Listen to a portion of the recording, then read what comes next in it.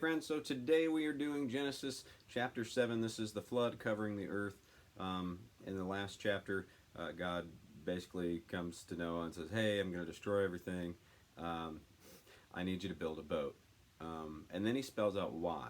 I'm going to cover the earth with a flood that's going to destroy every living thing. Everything on earth will die. But then he gives this covenant, this promise. I solemnly swear to keep you safe in the boat with your wife and sons and their wives. Bring a pair of every kind of animal, male and female, into the boat with you to keep them alive during the flood. Pairs of each kind of bird and each kind of animal, large and small alike, will come to you to be kept alive. So that takes that pressure off. And remember, take enough food for your family and for all the animals. So he's saying, I'm providing, but I'm providing through this warning. I need you to prepare. Follow these instructions. And it ends that chapter with it saying, so Noah did everything exactly as God commanded him. So here's where we pick up in 7. Finally, the day came when the Lord said to Noah, again, Lord is speaking directly to Noah, go into the boat with all your family, for among all the people of the earth, I consider you alone to be righteous.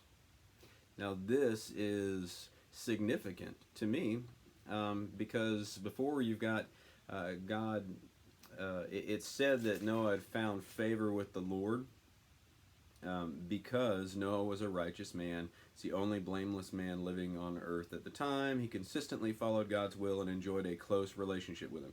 You have this relationship. But, God's like, hey, I regret making people. His heart was broken. He's going to do this thing. I've decided to destroy all living creatures. Like, that's what God says to Noah. I have decided to destroy all living creatures, for the earth is filled with violence because of them. Yes, I will wipe them all off the face of the earth. That's what he's explained that we know. And then he says, make a boat. But here, at the beginning of chapter 7, God says, I consider you alone to be righteous. So it's almost like he was like, hey, I'm going to do this because of this. But I need you to make a boat. Okay? Because the way that I'm going to destroy everybody is this flood. But it's almost like right after Noah has done everything exactly as God commands him, it's the day, it's that time, God gives this extra affirmation. And what a blessing for God to say, I consider you alone. This is how I consider you. I consider you to be righteous. And it's you alone. Okay? So that's just a really interesting thing right up front. Take along 7 pairs of each animal that I have approved for eating and for sacrifice. Take 1 pair of each of the others. Okay, so before you've been given this, bring a pair of every kind of animal, male and female, into the boat to keep alive during the flood. But here in chapter 7 he says, on top of that, right, take along 7 pairs of each animal I have approved for eating and for sacrifice, and then take 1 pair of each of the others. I don't think that's an additional pair, but it is additional as far as take along 7 pairs of each animal I have approved for eating and for sacrifice. This is something that stands out to me because that's 2 things that we haven't really seen officially named that way or declared that way, unless I missed something earlier from God saying, hey, by the way, it's okay to eat these animals, right? Because what he did before with Adam and Eve, he's like, I want you to see, I have given all this to you. I've given you this vegetation and this fruit, okay, like you can eat of this. And I've given the grass and all this other vegetation, that's for the animals to eat. There's nothing that's saying anywhere else where God's like, hey, and you can eat animals. It says you have dominion over them. So maybe people naturally just decided, hey, these probably taste pretty good. And that's just part of the fallen nature. And then God said, okay, well, you can eat these. Or it's just something that's, we just don't know. So sorry if I missed it, but I don't recall that. I should technically go back and look for that right now. But I'm trying to capture this as it's going. So if I find that after the fact, maybe I'll splice it in. Or you could look for it now, whatever you want to do.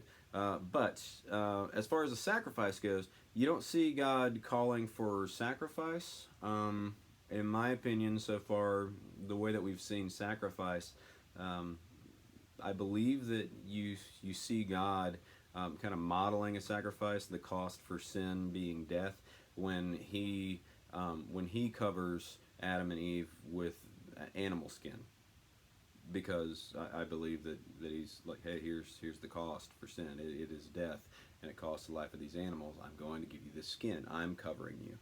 Um, and maybe that gets established kind of in that way. That would technically be a sacrifice in my mind. But you don't really hear him call for sacrifices again, unless I've missed this somehow so far. But you do see with Cain and Abel, when Abel is bringing his offering to the Lord, which is pleasing to the Lord, versus Cain's offering. Cain, gives of these crops and these grains. Abel gives the best of his flock of lambs. So that's technically an offering. Is that a sacrificial offering? Yeah, I mean, that's the way that I'm reading it. So we haven't seen the Lord like declare, hey, you can eat these animals. Hey, I demand this sacrifice. But here he is acknowledging this. So taking that just at face value, take along 7 pairs of each animal that I have approved for eating and for sacrifice. That says basically, hey, I've done this before. This is being recorded now. I've said this. I've revealed this to those people. So, taking it at face value, that's what we got. Take 1 pair of each of the others. Continuing at verse 3 now, because I've given a 5-minute aside for every line so far. Then select 7 pairs of each kind of bird. Select 7 pairs for every kind of bird. There must be a male and a female in each pair to ensure that every kind of living creature will survive the flood. Select 7 pairs of every kind of bird. Okay. 1 week from today, I will begin 40 days and 40 nights of rain. Then I will wipe from the earth all the living things I have created. So he's saying, 1 week from today, this is going down. It's going to be 40 days, 40 nights. I'm going to wipe from the earth all living things that I have created. Obviously, aside from what you bring on. And I have instructed you what to bring on for food, for sacrifice, and just to ensure that all of these living things, these living creatures will survive the flood. So, verse 5, Noah did exactly as the Lord commanded him. So again, just like verse 22 of Genesis 6, Noah did everything exactly as God commanded him. Here in verse 5 of chapter 7, so Noah did exactly as the Lord commanded him. He's in close fellowship with God. He's a righteous man. So, you want to be righteous, do everything exactly as God commands you. That's what this is telling me so far, just from a face value standpoint. That's the connection. Okay. He was 600 years old when the flood came. So Noah was not a spring chicken. And he went aboard the boat to escape, he and his wife and his sons and their wives. This is interesting because,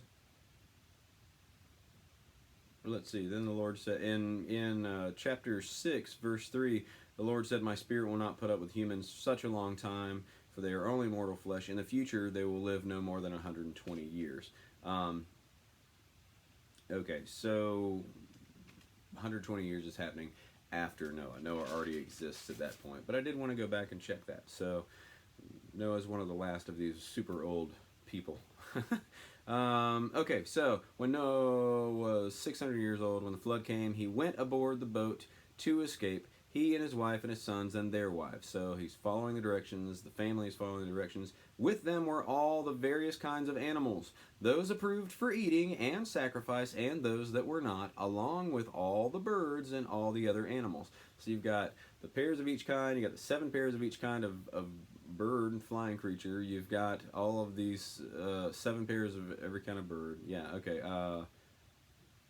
7 pairs of each animal I've approved for eating and for sacrifice. So a lot of animals anyway, but then you got 7 pairs happening in different spots there. So that's a lot of animals. And they came into the boat in pairs. male and female, just as God had commanded Noah. So that's interesting that they come in on pairs, or they come on in pairs, and this is just as God had commanded Noah. But he's also commanding that to happen with the animals. So interesting. 1 week later, which is exactly what the Lord said in verse 4. 1 week from today, I will begin 40 days and 40 nights of rain. 1 week later, the flood came and covered the earth. Verse 11, when Noah was 600 years old, on the 17th day of the second month, the underground waters burst forth on the earth, and the rain fell in mighty torrents from the sky. Okay. So that's when it all starts going down. The rain continued to fall for 40 days and 40 nights, just as the Lord had said. I'm going to do this. This is when it's going to happen. Here's the thing you need to know. And it's exactly happening the same way that the Lord said. So again, you see a pattern of God saying, and then it is. So that's something to keep noticing. That's still a pattern that is going on. Even after all of these generations, God is still the same, of speaking something, and then it is, then it was. That's cool. Okay, underground torrents. So the rain continued to fall 40 days, 40 nights. But Noah, at verse 13, had gone into the boat that very day with his wife and his sons, Shem, Ham, and Japheth, and their wives. So they're all on there. Even though Noah is the only righteous one, they are with him, and they were instructed to be with him. With them in the boat were pairs of every kind of breathing animal, domestic and wild, large and small, along with birds and flying insects of every kind. So if you've ever had the kid go, were bugs included in that? Yep, apparently they were. 2 by 2 they came into the boat, male and female, just as God had commanded. So again, it's saying the exact same things, just with a slightly different wording, because it's saying, hey, that happened just as God had commanded Noah, but this is, they came on 2 by 2, they come into the boat, male and female, just as God commanded. So that's saying, hey, this was a command. I've spoken, and it is. And that's whether it's with man, as it should be, they have the free will, but I control, and I've commanded this to happen earth-wise, and as far as living creatures and nature and animals. So God had commanded. And then, at the end of verse 16, then the Lord shut them in. So the Lord shuts them in. You know, Noah doesn't lock it up. Nobody else locks it up and secures it. God shuts them in. That's good. For 40 days, the floods prevailed, covering the ground. So the ground is covered, lifting the boat high above the earth. Alrighty. For 40 days, just like God said. As the waters rose higher and higher above the ground, the boat floated safely on the surface. So God's protecting them just like he said he would. Finally, the water covered even the highest mountains on earth. So this is just the most flooding ever, obviously. The highest point that you can imagine. Like, it's even higher than that. Standing more than 22 feet above the highest peaks. Whew, okay. All the living things on earth died. Birds, domestic animals, wild animals, all kinds of small animals, and all the people. So notice, that's any of the things on the earth. The living things on the earth, they died. Birds, domestic animals, wild animals, all kinds of small animals, all the people. This cost for sin is death. This wickedness and all thoughts are wicked, and this wretchedness and repulsive nature that is displeasing to God, that this is the destruction that is caused by that. This is the death that led to.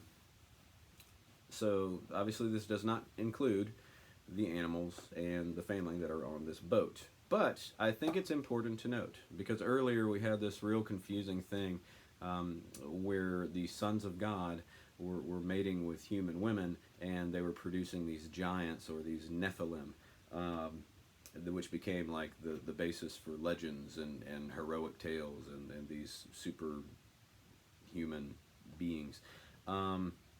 So, as I read this, at verse 21, all the living things on the earth died. That, to me, includes any of the giants and the Nephilim. So, just an aside. Yeah, interesting. So, 22, everything died that breathed and lived on dry land. So, yeah, just for clarity's sake. 23. Every living thing on the earth was wiped out. People, animals, both large and small, and birds. They were all destroyed, just as God had said. That was an additive for me. Just as God had said. Sorry, I said they were all destroyed, and only Noah was left alive along with those who were with him in the boat. So, everything is happening just as God has said. That's why I think there's the clarity and the repetition there. There's the reframing just slightly in the phrasing and in the order of things happening.